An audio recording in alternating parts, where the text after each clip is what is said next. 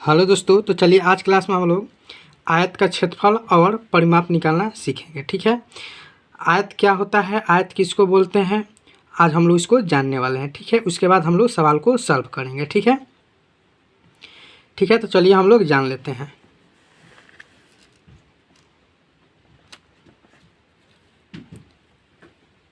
यहाँ पर लिखे हैं कि चतुर्भुज चार भुजाओं से घिरी हुई आकृति की चतुर्भुज कहते हैं। ठीक है, यानी जो चार भुजाओं से घिरा हो, जैसे देखिए 1 2 3 4, ये 4 गो लाइन है।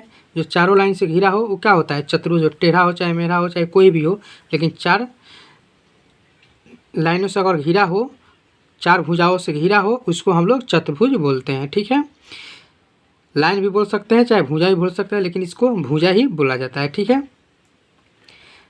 चलिए आगे हम लोग जान लेते हैं कि बड़ी भुजा की लंबाई कहते हैं। बड़ी भुजा की क्या कहते हैं, लंबाई कहते हैं। जिसे यहाँ पर समझिए, बड़ी भुजा इसमें कौन सा है, यहाँ से लेके यहाँ तक ये बड़ी भुजा है, यहाँ से यहाँ तक लाइन देखिए बड़ी है, तो ये बड़ी भुजा क्या बोलते हैं हम लोग, लंबाई बोलते हैं। ठीक है, उसके बाद क्या है कि छोटी भुजा को चौड़ाई बोलते हैं। तो यहाँ पर आपका छोटी भुजा कौन से, यहाँ से यहाँ तक ये छोटी भुजा है, तो इसको हम लोग क्या बोलते हैं, चौड़ाई बोलते हैं। ठीक है, तो इतना आप लोग समझ गए। आइए नीचे और जान लेते हैं।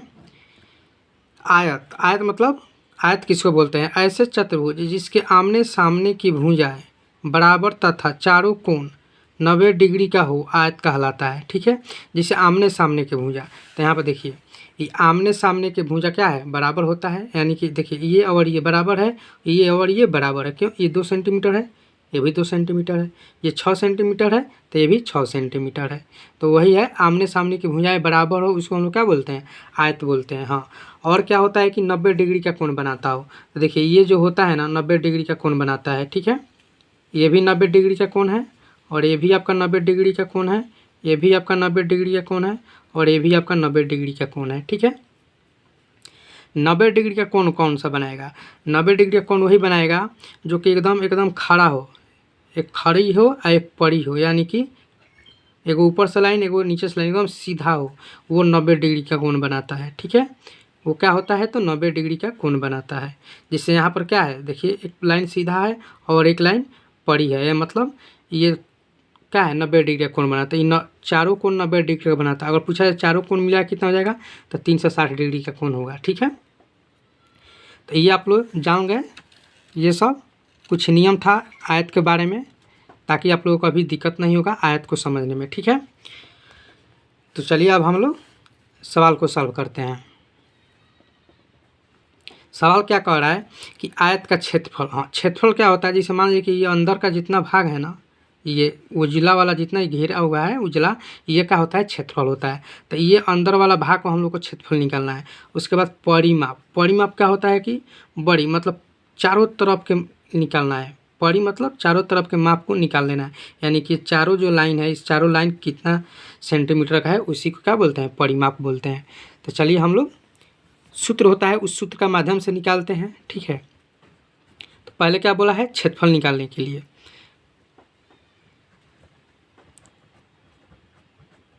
तो आयत का क्षेत्रफल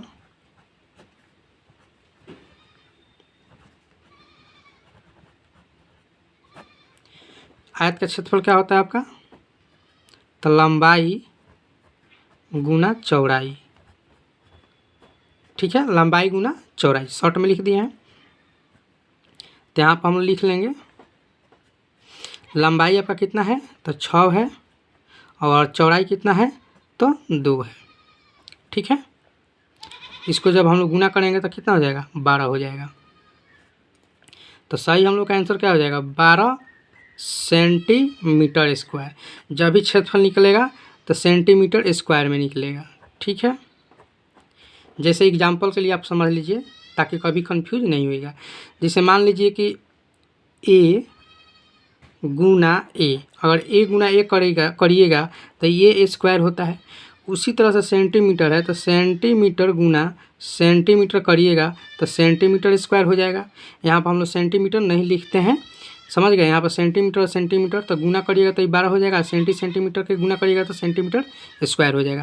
लेकिन हम लोग सेंटीमीटर नहीं लिखते हैं। ठीक है, डायरेक्ट आंसर में सेंटीमीटर स्क्वायर लिखते हैं। तो जब भी समझ लीजिए कि स्क्वायर में आ गया, यानी 12 सेंटीमीटर स्क्वायर आएगा। तो कोई भी अगर ऑप्शन में भी मिले तो आप समझिए कि क्षेत्रफल है। ठीक है, स्क्वायर लग गया तो समझिए कि क्षेत्रफल है। अब चलिए हम निकाल लेते हैं परिमाप। तो परिमाप का क्या होता है कि चारों भुजा जोड़ दीजिए, यानी कि 2 और 2 कितना हो जाएगा 4, और ये कितना 6 और 6 12। तो 12 या 4 कितना हो जाएगा 16। इस तरह से आप परिमाप निकाल दिए, आपका 16 सही है आंसर। लेकिन एग्जाम में बनाने के लिए आपको सूत्र से बनाना पड़ेगा। ठीक है, तो चलिए आयत का परिमाप, आयत का परिमाप। तो आयत का परिमाप अब क्या होता है, तो 2 ब्रैकेट लंबाई प्लस चौड़ाई।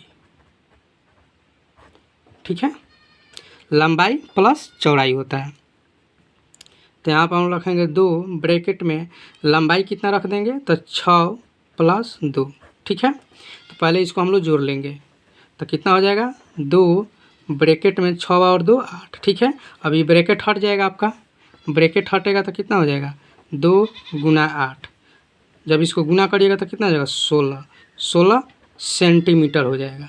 ठीक है, यहाँ पर सेंटीमीटर स्क्वायर नहीं है क्योंकि इसको परिमाप निकालना है। आप चारों को जोड़ रहे हैं, जब चारों को जोड़िएगा तो आपका क्या आ जाएगा 16 सेंटीमीटर। ठीक है, तो आशा करते हैं कि आप लोग का ये आयत वाला सवाल आप लोग को समझ में आ गया होगा। चलिए फिर मिलते हैं नेक्स्ट क्लास में।